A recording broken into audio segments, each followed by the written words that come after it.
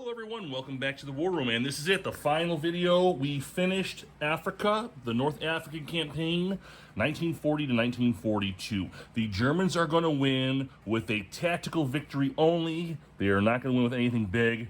They held the British away from Bardia, and so they're going to keep that tactical victory. But historically, nothing is going to change. The Germans will eventually leave North Africa, as the Suez is now wide open for everyone. Okay, I'm going to review the last couple of turns here, and then we're going to go ahead and do sort of like a deep analysis of the game. In the last 6 turns, we had a couple things happen that were kind of fun, that were kind of, expected.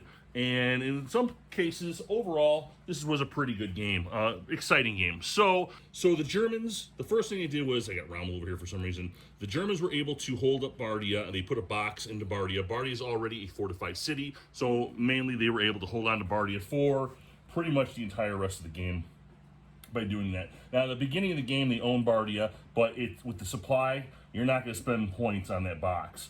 But that box, with the fortification in that area, gives the Germans a times 12 defense. Okay, you put just a 10 points of defense in there, you got over 100 points of defense. Okay, it can stand up to any group, so that was a big deal.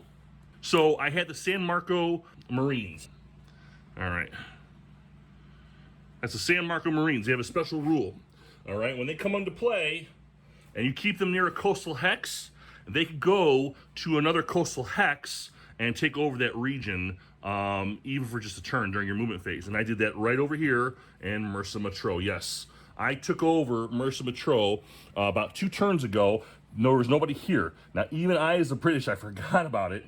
I had a whole bunch of SPs here. I took it over, and I was able to not only push some SPs south, but take my truck points and push them all the way, and we were able to use them over at Tobruk. It was a really, really cool move, man. I completely forgot about it. I actually forgot about the San Marco Marines, and I forgot about Mersa Matruh being open. So when I finally realized what happened, I said, you know what? I'm just going to do it, okay? No dice rolling, no trying to figure out if that would be fair or something I should do. I just said, let's just do it. Let's just do it. So we did it. So we stole a whole bunch of supply from the British, which held them back quite a bit. As you can see, over to the west, very few items. I had a couple of Italians I was just feeding from Tripoli. I wasn't even going to bother with them. I didn't think it was even worth it at that point in time. I did have more units coming in from over there, but they weren't going to make it in time. Okay. The British, while these stacks are big, there's a lot of step losses underneath them. Okay, the British were taking a beating. They rolled a lot of 4s and 5s for their variable step increases, so that's a nothing. If you roll 4 or 5, that's nothing. So they weren't getting any kind of supplies whatsoever. At one point, they were receiving all of the reinforcements, but they couldn't get the reinforcements to where they needed to be in time for the end of the game. Let's see, overall, they tried to kill Rommel. That was unsuccessful back in the game. The Germans did try to rush into City Barani, try to at least cut off halfway, get past this escarpment here. That never worked. What else did we try to do? The only successful operation in this damn game was the San Marco Marines stealing a whole bunch of SPs, which I highly, highly appreciated, and worked out really good. All right, so let's go over some deep analysis of this game. All right, well, first of all, I want to point out something, all right? This map is huge. I've played many versions of the North African campaign, except for the campaign for North Africa, that gigantic mess that everybody keeps talking about, that myth, that legend. I showed you the map for a reason, so let's get to the deep dive analysis here, and then we'll go over that, all right? And then we'll continue on, all right? So, as the Germans, you're already set up in Bardia. You have a bunch of Italians. Or not the Germans, I should say just as the Italians. All right? Rommel's not on the board. And since he's not on the board and you're a bunch of Italians, you want to push all your supply from Tobruk, from Tripoli to the east. My mistake was I was trying to take care of all the Italians all over here. Forget them. When you begin the game, you have a bunch of your Italian units right here holding everything down. Worry about them only. Don't worry about the rest of them. Let them all die off and surrender. Who cares? Who cares? Okay? In the beginning of the game, the things you need are supply. Supply number one. You don't care about nothing else. So let me put you over here. Okay? All right, you see that? You see that little suppression, multi-suppression air points right there? Okay? You need to put everything into that. You only get 3 air points at the beginning of the game. Put them all into multi-supply for those first couple of rounds. You need supply very, very badly. It's the only way you're going to win this game is by getting supply over here. All right? Every chance you get, you're putting supply into Tobruk. You're putting supply into Bardia if you can. Even Benghazi. Benghazi has up to 4. Usually you get about 2 or 3. Use it. Get them to go over there. Start using your truck points as soon as possible and get that stuff out of there. Okay? That was my mistake. I was worrying about the Italians all the way to the east. I'm like, why am I worried about those guys? Let them die. I had everything I need right here. The Italians are horrible. Excuse me to my Italian-speaking friends. But in this game, they are horrible. They're expensive. They're expensive all the way to the end of the game. I still had Italian units even until the end, and it was still a nightmare having to feed them. All right? At some point, I was just throwing Italians into the front line just to get rid of them because they were a pain in the neck. All right? The Germans, you're not going to get a lot of flanking maneuvers going on here. You're not going to see it. All right? It's not going to happen. You're not going to do all this because you don't have the time with the supply. Okay? The biggest nightmare in this game, okay, is right here. Halfaya Pass. All right? This splits you off. It splits off your forces, and it's going to keep the British kind of on you and control you in a bottleneck. All right? So if you're smart, you're going to keep a good force to protect Bardia and leave it there. And when you can, get a box built. And then you're going to concentrate all your fighting down here. At one point, I was losing this. But by the time the British was able to get everything together and their supply down here and actually push back, it was a little too late. Okay? When I took Mersa Matro with the San Marco Marines, that was kind of a major alarm that went off in their head. So I had to pull those guys back and take back my Mersa Matro. All right? There was just no way about it. So Halfaya Pass for the Axis will be always a very painful place to be. I would do all of your concentration around here. Okay? The biggest problem you're going to have is getting the supply down here. That's it. That's the only thing that you're going to be worried about. I don't know how you could take Alexandria and Cairo. I'm sure people have done it. The only way I can see possible is if you take Mersa Matro, okay, and you take the actual port. But even there, you only have, 20% chance of getting even one supply in there? You're looking for opportunities to seize supply depots. All right, look for those British supply depots. If you're gonna get all the way to Alexandria and Cairo, you're gonna have to take supply depots. I think that's the only way you're gonna do it. As the Germans, you don't want to worry about your air points. You want to put them all into the Malta box so you get as much supply as possible till about turn 7, between 7 and 10. Okay, once Rommel comes onto the board, okay, that's the guy that's going to tell you when to start taking chances. If you're going to start taking chances, do it with him then. Once you have a box set up here in Bardia, and you got a good group of dudes to defend it, okay, another mistake I did, I kept sitting on Bardia. Get him over here. He can sit on Italians. He can sit on little guys. He can make anybody he sits with exploitable. So whether they're exploitation units or not, they're all exploitable if he joins them. All right. He increases and decreases the CRT chart by 1. All right. No matter what happens. Okay. But those alone right there tells you while he's on the board, use him.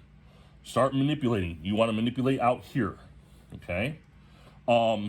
I was lucky. He only got recalled maybe, what, 4 times?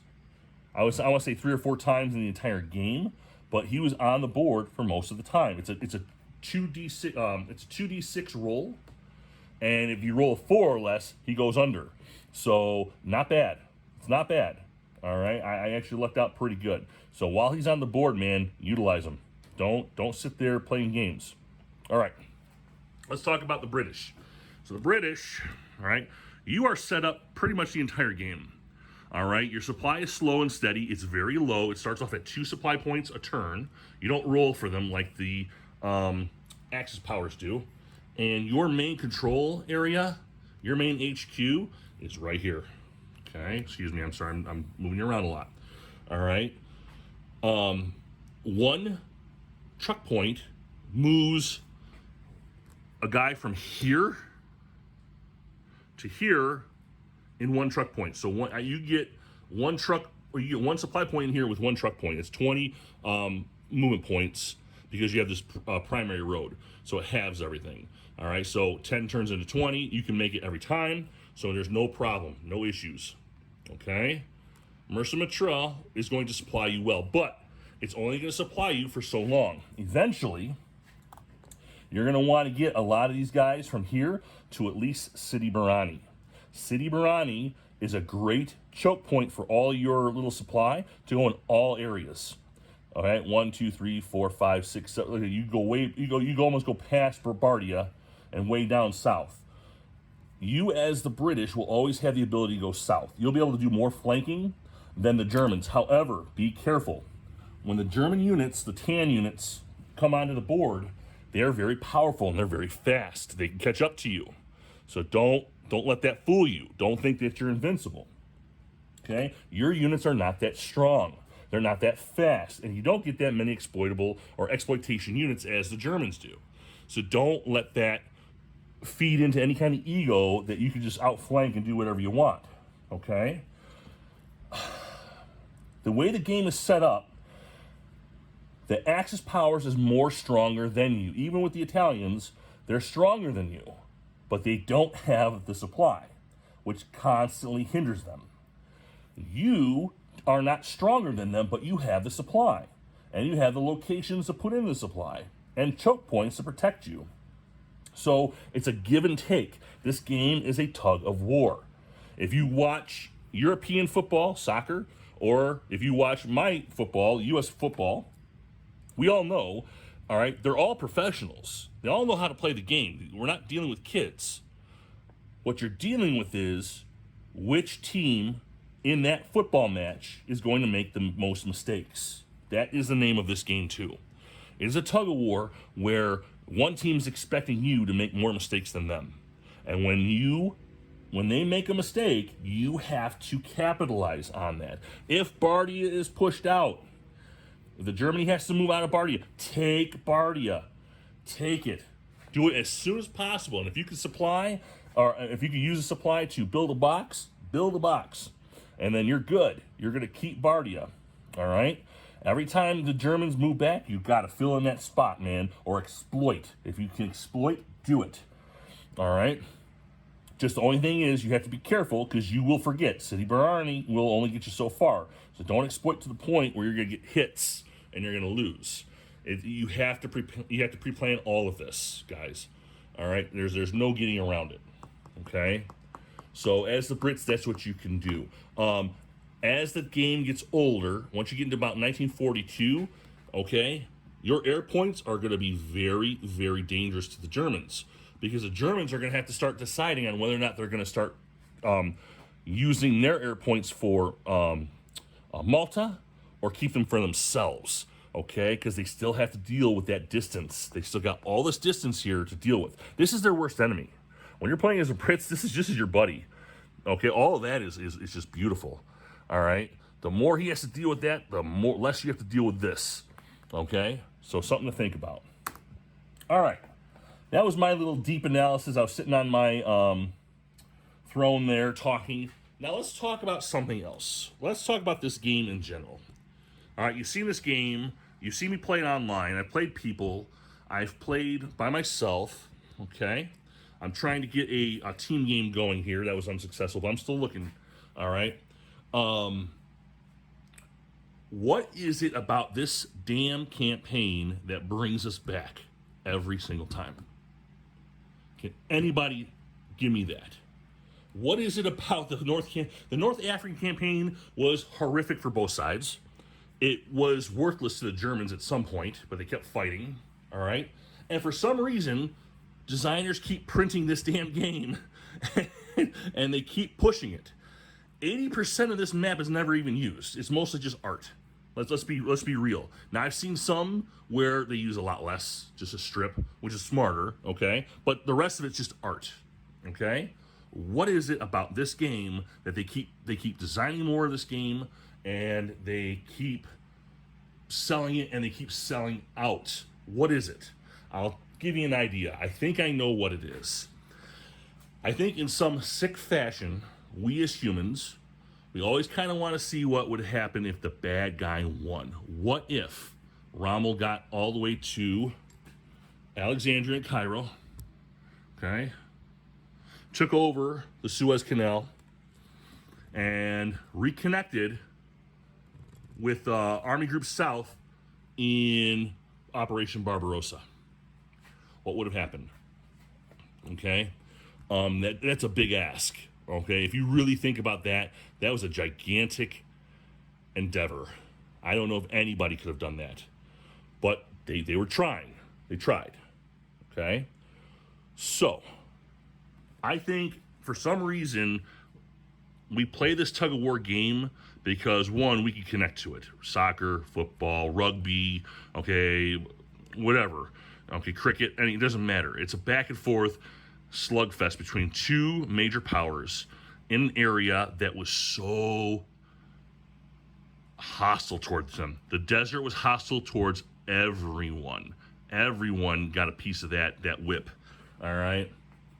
It proved to us that human endeavors and human dreams and human emotions still cannot beat the desert.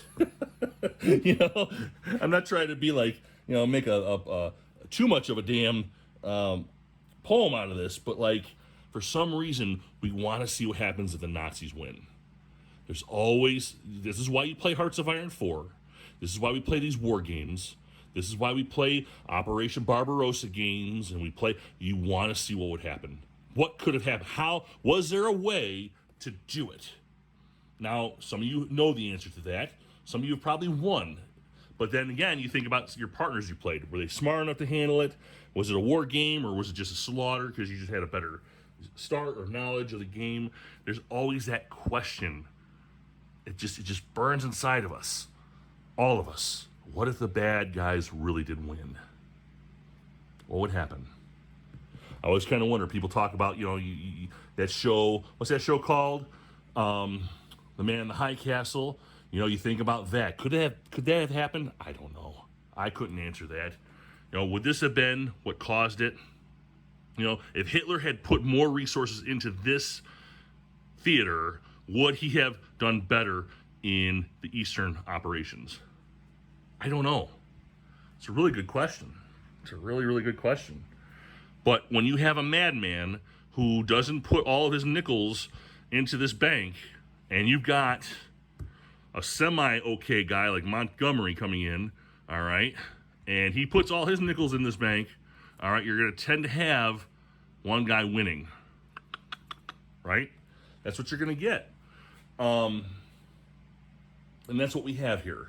I think this is what we have here. We have a situation where we have they're decent men. They're a little overrated. I think both of them are overrated. I think Rommel and Montgomery were both very overrated generals for what they were. Montgomery had a little star power because he did have a bunch of good situations happen. But that doesn't mean he made them happen. It just means they happened, right? So they happened. And, I think he just had a little bit more legendary status attached to him, some more myths attached to his situation. So, this game is good. This is the second SCS game that was produced by the gamers, now MMP Games. It is the easiest SSC I could teach somebody the system with. Okay, about 20 minutes of your time, I could teach you how to play an SSC game with this. Africa 2 in MMP Games is a remake of this game, but if you can find the old one is just as great. Okay, the second one just does a reprint and has different colors and what have you. I don't think it's worth going over a whole bunch of, I don't think it's worth all of the jazz. The old one was just as great. I got this for like 20 bucks on eBay, I believe. It was like 20 bucks. Still plays just as great. It is a tug of war game. Again, you're waiting for the other opponent to kind of make a mistake. It's kind of like chess.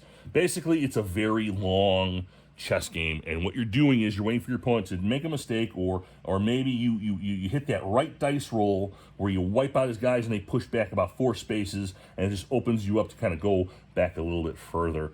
You're constantly watching your back lines, your supply lines, because if you can't get back to your supply lines, you're screwed.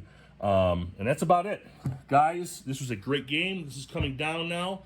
I do have Mr. President going on over there. I'm going to straighten him out, and I'm going to bring him over on this side over here, just so I have more room. I've been playing on that edge, which has been terrible. I don't know which new game I'm going to be playing soon. However, I am going to be playing on my Discord Day of Days, August 24th, 8 o'clock Central. If you are interested, please hit me a comment in the comment section below. I will give you the pass for my Discord.